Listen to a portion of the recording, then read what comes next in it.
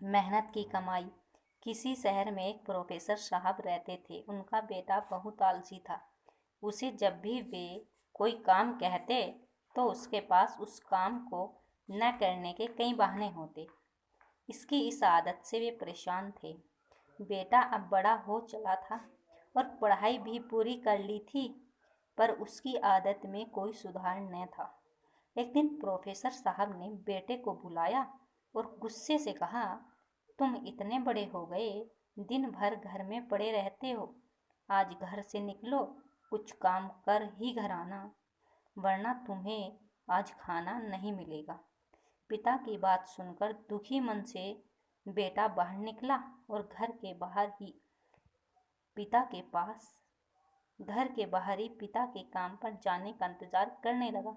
पिता के जाने के बाद वह घर आया और अपनी माँ को सारी बात कह रोने लगा। माँ का कलेजा पसीज गया और उसने 100 रुपये बेटे को दे दी।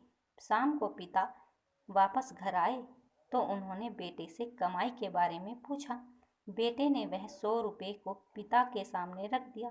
पिता समझ गए कि वो माँ ने इसकी मदद की। पिता ने बेटे से कहा, इस पैसे को नाली में फेंक दो। बेटा पैसा नाली में फेंक आया।